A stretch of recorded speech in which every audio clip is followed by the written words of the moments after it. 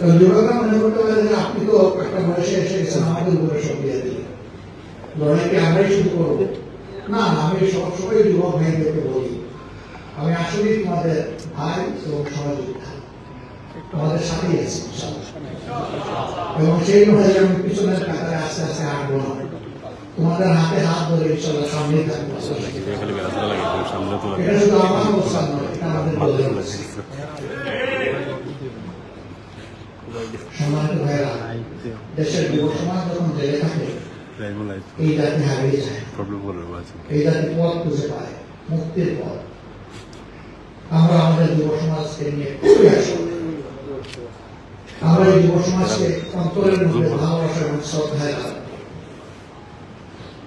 শ্রদ্ধাই কারণে এই জাতির মুক্তির লড়াই আমরাও করেছি, কিন্তু ফিনিশিং আমাদের হাতে হয়েছে আল্লাহ তাআলার মেহরবানিতে ওদের হাতে। তারা এই শ্রদ্ধা পাবে এই জাতির কাছে, আমাদের পাবো না, আমরা দিয়েই যাবো, যে যাই না।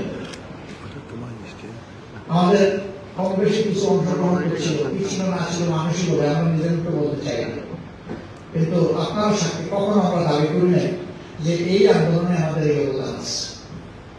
আমরা এই আন্দোলনের বুদ্ধিভিত্তিক অথবা কর্মগত মাস্টার নয়, কখনো কি আমরা বলেছি?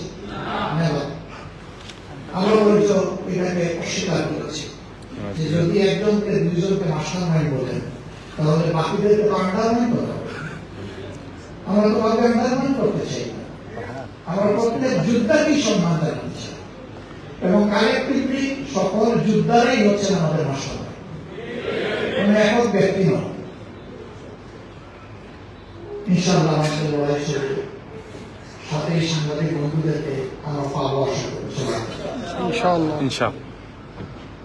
আমাদের সব কথা সবার পছন্দ নাও হইতে পারে এবং সব কথা সঠিক নাও হতে, যদি বেঠিক কোনো কথা বলে ফেলি আপনারা দয়া করে আমাদেরকে বলবেন। সমাজের দুইটা সেকশন 4D ডাইমেনশনে দেখে, একটা রাজনীতি, তাদেরকে সমাজের সব দিকে চোখ রাখতে হবে, আর একটা সমাজের দর্পণ মিডিয়া, তাদেরকে সব দিকে চোখ রাখতে হবে। এবং এই দুই ফোর্সের যখন যথাযথ প্রপার কম্বিনেশন হয়, সম্মিলন করে, তখন একটা সমাজকে কেউ আর আটকে রাখতে পারে না, একটা দুর্বার গতিতে সামনে দিকে এগিয়ে যায়। এই জন্য আমাদের বই প্রয়োজন এই বোঝাপড়ার জায়গাটা, ভালোকে বিবেচিত করবেন, মন্দকে ধরে দেবেন। যাদের কপাল ভালো তারা সংশোধন করবে, এখান থেকে শিক্ষা নিয়ে, যাদের কপাল খারাপ তারা আরো বেঁকে বসবে এবং ধ্বংস হবে।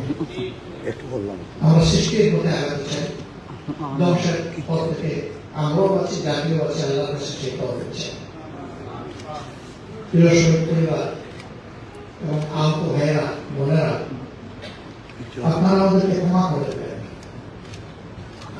অনেক দায়িত্ব আপনাদের প্রতি, স্যার খুশি করার জন্য কথা বলছি না, আল্লাহকে সাক্ষী রেখে হৃদয়ের গভীর থেকে বলছি।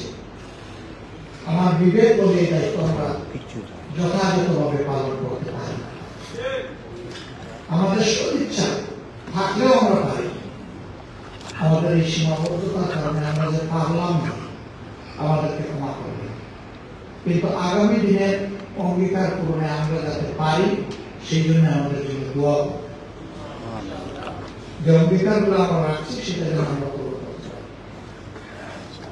3 দিন আগে একটা হৃদয় বিদার ঘটনা ঘটেছে স্কুল কলেজে, এখানেও যারা নিহত হয়েছে দোয়া করে তাদেরকে সেই হিসাবে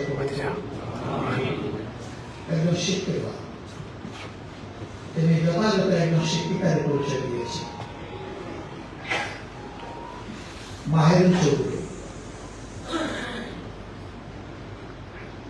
আমি বলি না, তিনি যথাযথ একজন মায়ের পরিচয়, বহু শিক্ষিকা আছে, বহু শিক্ষক আছেন, তারা মা হতে পারেন না, বাবা হতে পারেন না, কিন্তু তিনি তার জীবনটা উপহার দিয়ে মায়ের পরিচয় দিয়ে দুনিয়াতে বিদায় নিয়েছে। দোয়া করে আল্লাহ তাআলা তাকে জান্নাতুল ফেরদাউসের উচ্চ মাকাম দান করুন। তাকে এবং যারাই নিহত হয়েছে তাদের সবাইকে আল্লাহ তাআলা শহীদ হিসেবে কবুল করুন, আর পরিবারগুলোকে আল্লাহ অবশ্য ধৈর্য দান করুন। এর বিনিময়ে দুনিয়া আখিরাতে আল্লাহ তাআলা তাদেরকে সম্মান এবং মর্যাদা দান। আর যারা আহত হয়ে কাজ করছেন, আল্লাহ রাব্বুল আলামিন তাদেরকে সুস্থ করেন।